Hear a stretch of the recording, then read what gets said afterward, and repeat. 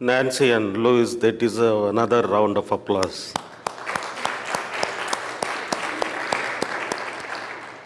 Thank you very much. Let us pray.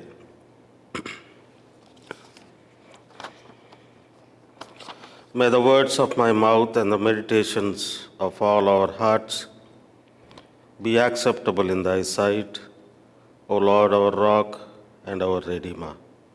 Amen.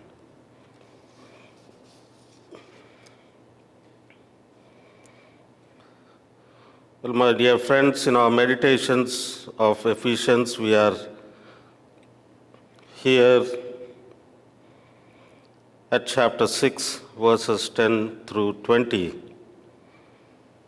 St. Paul says, "Take up the whole armor of God that you may be able to withstand in the evil day, and having done all, to stand firm."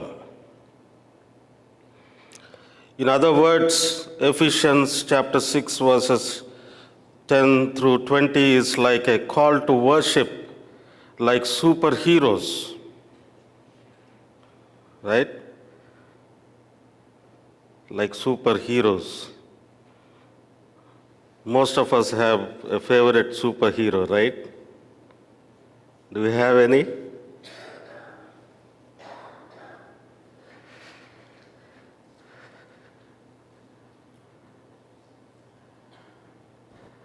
You have a picture? Yeah. You remember him? Superman, right? Many of us are fascinated by superheroes. They have, as the novels and pictures show, they have immense power, and each one of them have a unique armor. And we all have one favorite superhero, right? And I am a fan of Superman since childhood. It's not that clear, but it's Superman. And believe me, it is me. It's just a little change, that's all. And even today, I have almost a dozen t-shirts with Superman. I don't wear them to church, but if you visit me at home, most of the time I'll be with one of those Superman t-shirts. St. Paul says, "Take up the whole armor of God that you may be able to withstand in the evil day." This verse is followed by descriptions of various pieces of armor that God has given each and every Christian believer. But what is this armor that St. Paul is talking about, and how do we make use of it? Some may even wonder at the relevance of this metaphor. Why would an average Christian like you and me need an armor? Throughout Scripture, we see that Christians are engaged in a spiritual battle. We are often warned against underestimating our enemy, the evil one, as we find in 1 Peter chapter 5, verse 8. But even worse than underestimating our enemy would be not even realizing that there is an ongoing spiritual war that all of us are involved in. Think of it like this. It's June 1944. After a 24-hour weather delay, the largest military operation in the history of warfare was about to begin. Preceded by an aerial bombardment of coastal defenses and 13,000 paratroopers dropped behind enemy lines, 5,000 ships, and 156,000 soldiers. are about to storm the beaches of Normandy, France. D-Day has arrived. Just before the invasion of Normandy, General Eisenhower issued a now famous letter to the soldiers, sailors, and airmen of the Allied forces. In it, he let them know that they were about to embark upon the Great Crusade to bring about the destruction of German war machine and the elimination of Nazi tyranny over the oppressed peoples of Europe and security for ourselves in a free world. That's what he let them know. In instilling confidence in the invasion force, General Eisenhower did not in any way suggest that the task would be easy or that the enemy would be defeated quickly. Instead, he wrote these words: "Your task will not be easy. Your enemy is well trained, well equipped, and battle hardened. He will fight savagely, so be prepared." The general wanted his troops to understand the grim reality of the battle that awaited them. Failure to do so would only lead to greater casualties. Imagine the carnage if the soldiers got off the landing craft at Omaha Beach and didn't realize that they were going to be shot at.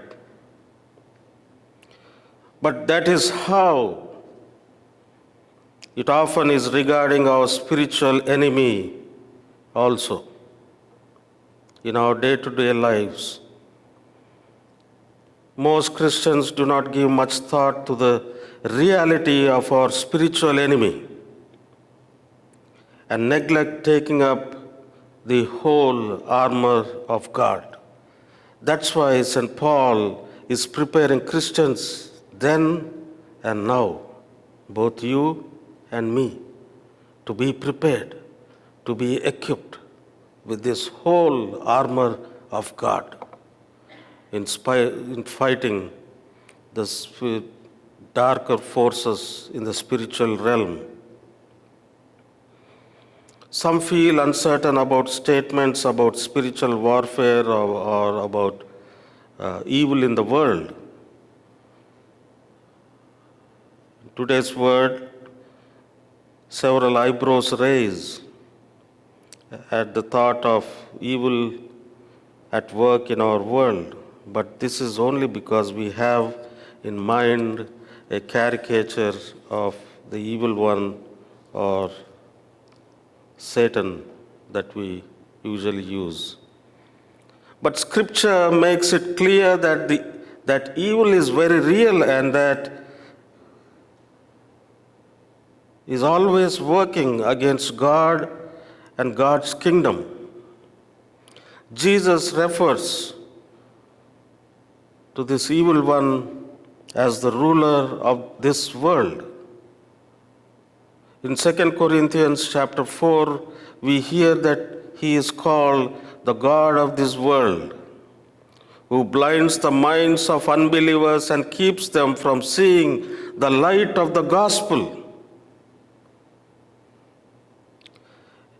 In 1 John chapter 5, verse 19, we read, and it tells us that the whole world lies in the power of the evil one.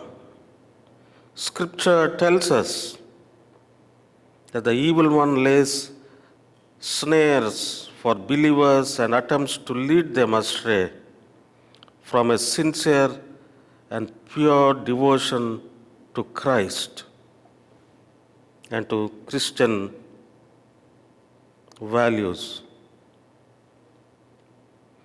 There is a real spiritual war being waged against God, and every believer finds themselves in this spiritual battle. This is where Paul's illustration, or in other words, this metaphor in Ephesians 6 comes in. He uses the Roman soldiers' armor to describe what he calls the whole armor of God.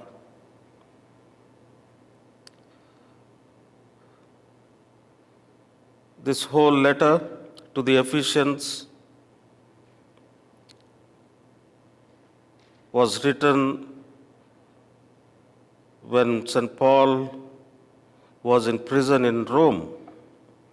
Up to this point, he had been discussing the truth of the gospel and explaining how believers are to live in the light of that truth. We looked at them in the past few weeks. And being a prisoner of the Roman Empire, Paul would have had close interactions with these Roman soldiers. It is in the soldiers' armor that the apostle finds a fitting metaphor for how God has equipped each of us with protection from the powerful spiritual enemy. That's why, as it was read, we hear that if you look at chapter 6, verses 13 to 18, we see that we are in a spiritual war and that we have been given both armor and weapons for the day of the battle. So St. Paul says, therefore, take up the whole armor of God, and he describes what all are a part of the whole armor of God. And he says, yes, evil in this world is real and active. That's why he says, take up the whole armor of God. Each of us, every Christian is told to take up his or her armor. We are to take up the whole armor of God, a phrase meant to suggest that it provides complete protection from every single or every angle of attack. It is after putting on all the armor that a believer is equipped to stand firm. He talks about the belt of truth. Christians must hold to what is true, because the truth gives us a firm foundation on which to stand for Jesus Christ and stand for our faith values. We must be loving yet uncompromising when it comes to truth. To do anything less would be to chip away at our own foundation, the result of which could only be our downfall spiritually. And he talks about the breastplate of righteousness, faithfully living out the truth is a part of what it means to put on the breastplate of righteousness. And he talks about the gospel of peace, the shield of faith, the helmet of salvation. My dear friends, our helmet of salvation gives us confidence, knowing we will emerge victorious. As has been said by others, and I strongly believe, in our fight, in our spiritual warfare with the forces of darkness in this world, Christians do not fight for victory, for we fight from a position of victory. holding on to the whole armor of God. And so we see that the whole armor of God leaves the Christian well protected against the dangers of the battlefield, and we need every part of it.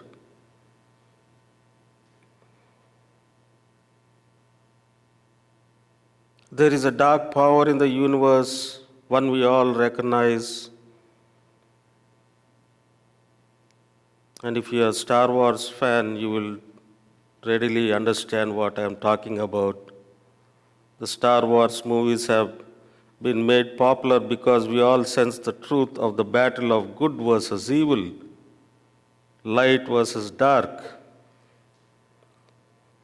There is a dark power working in the world, and the truth is evil is against you and me, against every believer, as it was against our Lord Jesus Christ too. So as we engage in battle with the enemy of God, my dear friends, we must stand firm. We will fight that the more seriously we take our faith. The more resistance we will experience.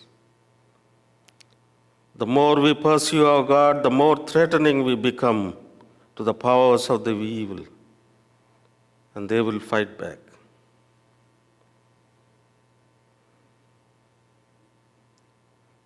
My mom used to tell me a story about good habits and bad habits, good thoughts, and it's like sweeping or cleaning your room. We used to have brooms and we used to sweep our houses in India. And she says we have to always sweep away old thoughts, bad thoughts and sinful ways from our lives, as if sweeping the dust away from our houses. But don't be relaxed after you sweep away, because that's when the evil one looks at you and says, I found a clean one, let me go enter. Right? It's the same in our own spiritual lives too. We have to be constantly vigilant with our thoughts, with our words, with our actions.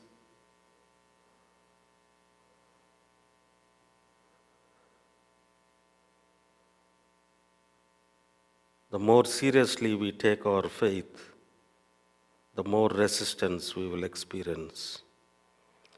And the more we pursue our God, the more threatening we become to the powers of evil, and they will fight back.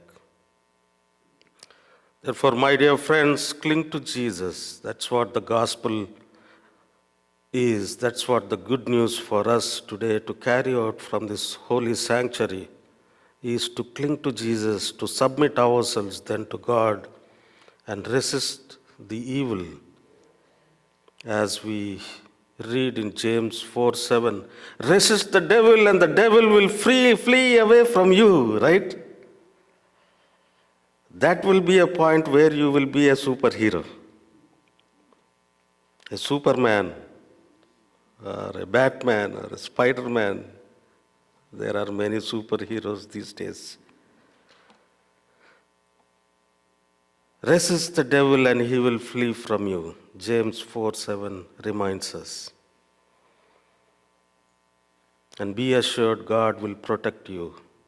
The more you read the Bible and meditate the word, the promises of God, the better equipped you are to face off on the enemy. And my dear church, finally I want to let all of you know that the spiritual warfare is a call to prayer, is a call to be alert in our faith journey, in our spiritual journey. Prayer, as the scripture reminds us, is the first line of defense. So pray and mean it. Because softly and tenderly Jesus is calling and reminding you and equipping you with God's own armor in our own fight against the dark forces of this world. May God be with us, guide us, and help us in our own faith journey now and always. Amen.